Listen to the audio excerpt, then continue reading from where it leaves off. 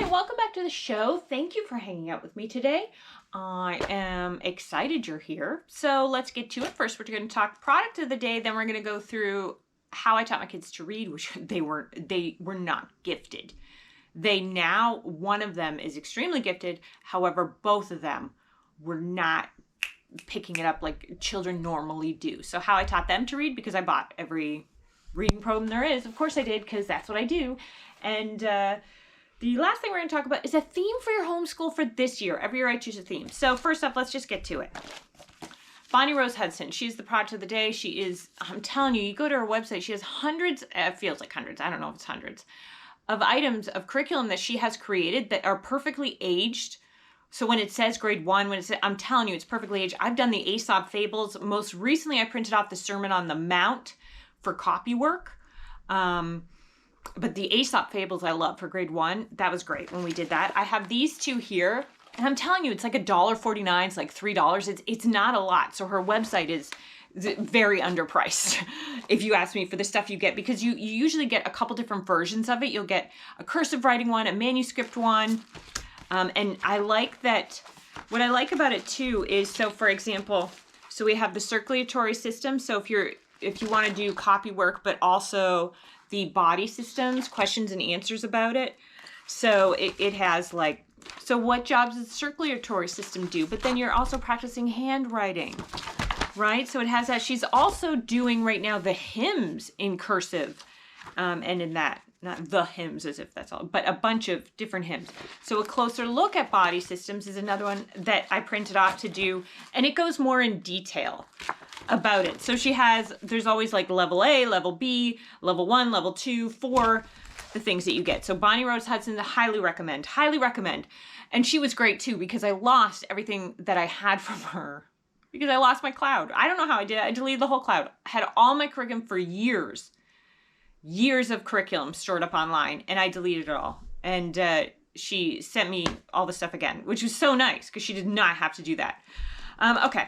Next up, we were talking theme for your homeschool. So every year I have a theme for my homeschool. It's basically, a theme is something that you want to incorporate into your family, into your day-to-day. So if it's your theme, it's just up there. It's not a theme that like the rest of the homeschool is aware of, but it's a theme I'm aware of. So 3 years ago, I wanted to do more board games with my kids. So that's what we did, I was like, board games is the theme of the homeschool year.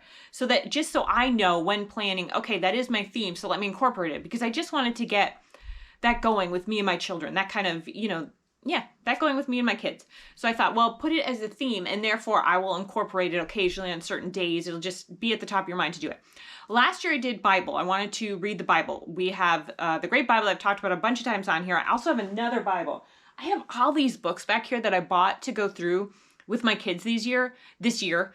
A lot of spiritual books, a lot of Catholic books, a lot of Christian books, and some of them I don't like already.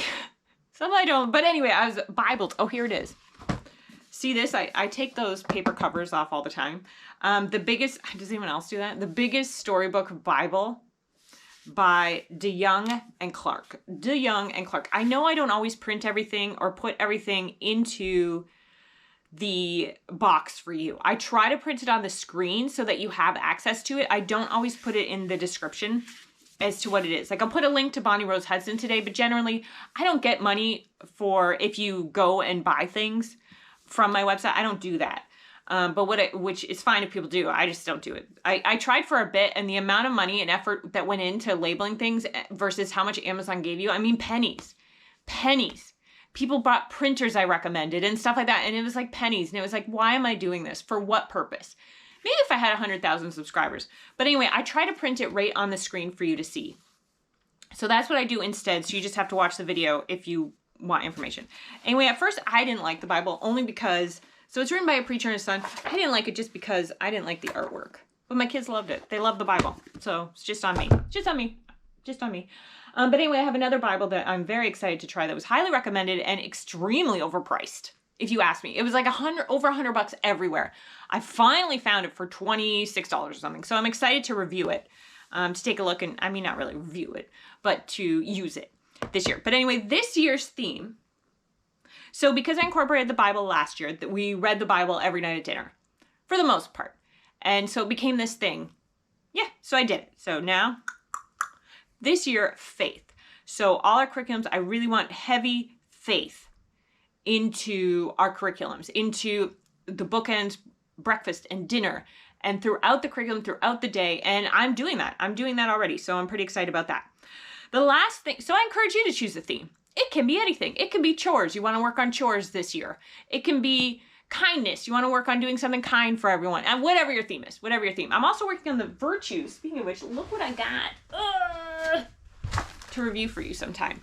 It is the program, it's PACE, the Program for Achieving Character Education. There's one for Catholics, there's one for Christian. My mother wanted me to get the Catholic one, so I got the Catholic one. But there's also a Christian one there as well. So anyway, I'm excited to go through it. I bought the books that went along with it. We will see. We will see how good those books are, the book selections. Okay, so last up, reading. How do I teach my kids to read? Okay, so let me just tell you something. We're dealing with someone who had phonological issues, who they assumed had phonological issues. We're dealing with someone with autism. We were dealing with someone who had dysgraphia, childhood apraxia. It was nonverbal till 5 for the most part. So 2 different children. So I buy every reading program there is, from How to Teach Your Child to Read in 100 Easy Lessons, to which, a little dry, but fine, to Abeka's reading program. No. I love Abeka, huge fan of Abeka, huge fan of the readers, huge fan of their science, their history, huge fan. Not of their kindergarten. So any Sunlight, like any program you could think of that was a reading program, except for Pride Line, which most people don't talk about and I've never purchased. It was pretty pricey. And there's free reading programs I've used online, the progressive reading, it's free. I've used that as well. Nothing I had real success with until, I'll show you a video of it. I believe I did a short of it. I hope I did. But so I waited till age 7. It's my opinion, age 7 is a good year to start. At least I have boys, so I don't know about girls. But because I think they say they learn sooner. But, every child's different. 7, really sit down and start more structured learning. 7 was when I taught them to read. Now, for both of them, what I did is I kept them on this program. It is called Craft Right Brain Readers. It is for any child that is having a problem to read. It uses mnemonic devices to help them read. I had another previously I recommended in other videos, which is still good. I forget what it's called, but it's not bad. The problem is that it was created in like 1950s, right? So the language is a little off. So you have to explain what certain words mean. So that just kind of detracts from it. So Craft Right Brain Readers, which its motto is the boring little books that always work, and they do work. So you can even try it for, buy the first reader for, I think the first readers are going to cost you $14. The cards that go along with it are $10. And age 7, sit down, work on getting them to memorize the small little words, and then, oh my gosh, piece of cake, piece of pie.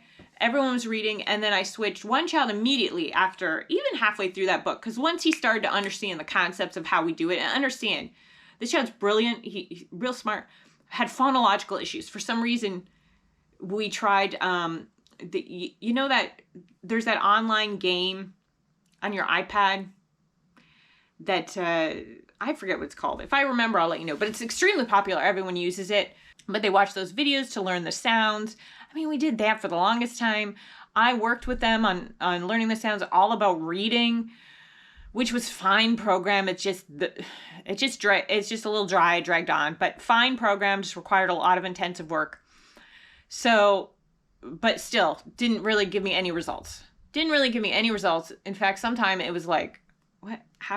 I'm telling you, for mop for years. It felt like and this kid's so brilliant. It's like, how can you not get that? So they're like, it must be a phonological, I've spoke to experts about it. They're like, it must be a phonological issue. So then I go, all right, I'm waiting till it's turned 7. I'm going to try these books. Tried those books like I did my other son.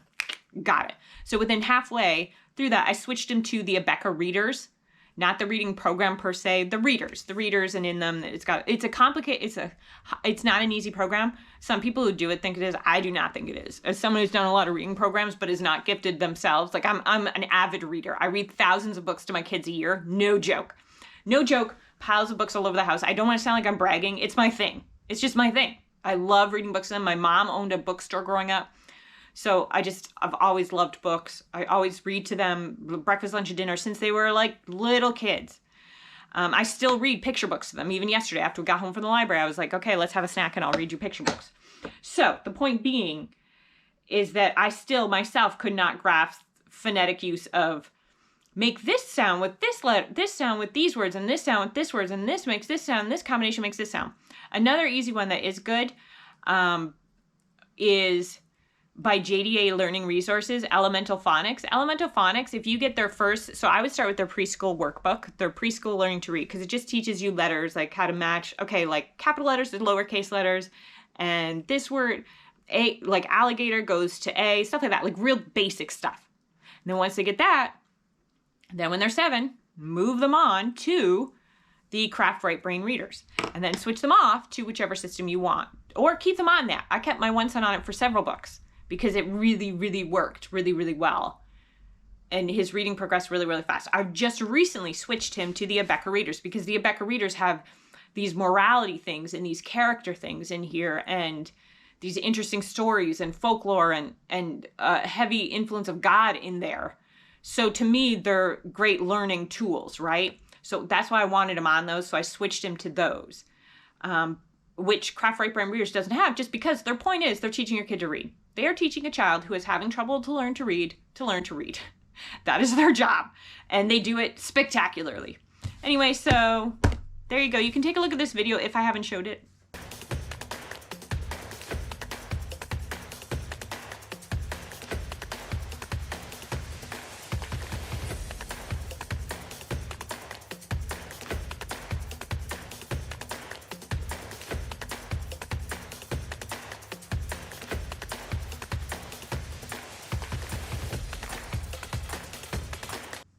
To you, it's a short of it. If I could find it, I'll show it to you again.